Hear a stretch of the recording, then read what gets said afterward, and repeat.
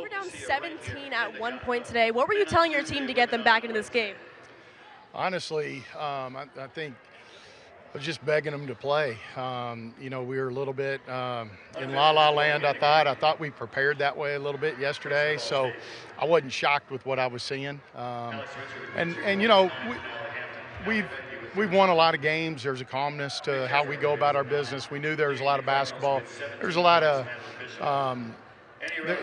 there's a lot of years in that locker room that have been there and done it, so they weren't going to get upside down and inside out. But I think the story is the job Bob's doing with these freshmen and these young kids. Their time's coming. Yeah, I mean, wow, what a comeback. What did you learn about your team today as they were fighting to come back? Well, I've been saying it about them all year. They've got a will to win that's just different. We clearly didn't play great, but you saw, defensively, we held them to, 13 points in the third quarter maybe, and we were able to stretch it out. But our team knows how to win, and they want to win. And that sounds pretty simple, but you'd be amazed when you can get it right that way, what you can do as a basketball team. Thanks, Coach. Congratulations. Moving from a top team for the girls to the top team for the boys, the Vinton County Vikings. To break down their non-conference showdown, we bring in Vikings reporter Natalie LaFleur. Thanks, Shane. This was a big prove-it game for this Vinton County squad. Vinton County started off this game frustrated with missed shots. Courthouse's tight defense and speedy breakaways caused VC to break down both offensively and defensively.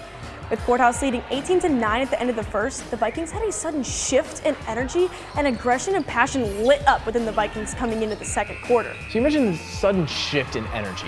What exactly changed for the Vikings? Well, Cobra Sharp was on fire for the Vikings, contributing all over the court. Garrett Brown had an impressive but quiet 20 points to contribute to the comeback. For a player like Brown, 20 points could be done in flip-flops and half asleep. So the Vikings made an impressive turnaround, but could they come out on top? Unfortunately not. Vinton County kept it close throughout the second half, but never pulled ahead. The second quarter momentum faded, and the Vikings struggled on defense, which contributed to the win for the Blue Lions. So with the tournament coming up for this team, what does this loss mean for the Vikings?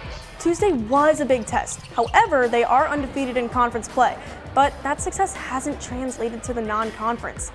This team has yet to win more than one road non-conference game, which isn't too promising leading into the postseason. A win on Tuesday would have been great momentum leading into postseason, so the Vikings need to work extra hard in practice to prepare physically and mentally for the tournament. Now, this was a close one for the boys. On the girls' side, it was a similar story. I witnessed quite a war on the court Thursday night that saw a standout individual performance for the Vikings. The Vikings started off this game awfully slow, falling short to Meg's 15-9 in the first. Something was ignited at the start of the second, and energy started to pick up immensely. Kylie Smith had the team fired up and became an absolute force on the court, shooting 91% from the field following the second. Fast forward to the third quarter, both teams were getting down and dirty. Vinton County felt comfortable leading for the majority of the third until the Marauders started to put up quite the battle. Keegan Wolf drilled a deep three for Megs to end the third quarter, only trailing VC 39-40. As time was ticking in the fourth quarter, this battle became scrappy. Both teams were flustered and turning over the ball. With emotions high, the Marauders were continuously sending the Vikings to the foul line and couldn't pull through to lead. Smith racked up 24 points and 8 rebounds to wrap the game up, and VC took home the well-deserved win 52-47. This was great momentum for the Vikings and will hopefully translate to their upcoming battle against Washington Courthouse. Yeah, I can't wait to see what they do and if they get the work in. Thanks, Natalie. Let's bring in Vikings reporter Natalie LaFleur to talk this heavyweight battle. Thanks, Shane. I witnessed heartbreak on the hardwood for Vinton County this past Tuesday as they fell to Jackson. In this sectional final matchup, BC was looking to find postseason success against a team they defeated 67-51 on February 10th, but these dreams were crushed by Jackson as they set the tone early in the game and never looked back. Jackson jumped ahead to an early lead, holding Vinton County to 4 points in the first quarter. So it seemed the Vikings weren't on their A game, but what exactly led to that? Well, the Vikings were turnover prone, which left the Ironmen with chances to capitalize. The more Jackson scored, the more hyped up the Ironmen got. BC scored a total of 11 points in the first half, which is the lowest they've been held to all season. You mentioned the Ironmen were fired up, but it seemed like they were having a heat wave. You're absolutely right, Shane. The energy was rippling throughout Jackson's gym. Their student section relentlessly cheered and chanted all night, which fed the fire of Jackson. The Ironmen's aggressiveness led them to defeat Vinton County 48-28, and the Vikings' historic season came to a close.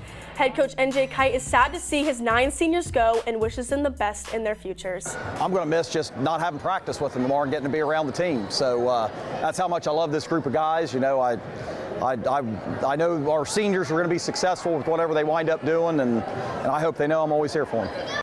Some young Vikings definitely have some big shoes to fill next season. They absolutely do. Can't wait to see how they reload. Thanks for great work, Natalie. Natalie, what's up? Hey, Sam. Yeah, I've been watching this Bellarmine team warm up. They look like they are locked in and ready to go for today's matchup. Now, Bellarmine's defense last year wasn't so great. They were ranked last in the Atlantic Sun Conference, averaging 75 points against them per game. Spoke to the graduate student Hope Savory and asked her if defense has been a big focus this year, and if so, what's the key? She said, yes, absolutely, it's been a big focus. And the key? Communication. She said you can get through a lot of crap on the court when you communicate. Looking forward to how they communicate today. I think it's going to be a good one.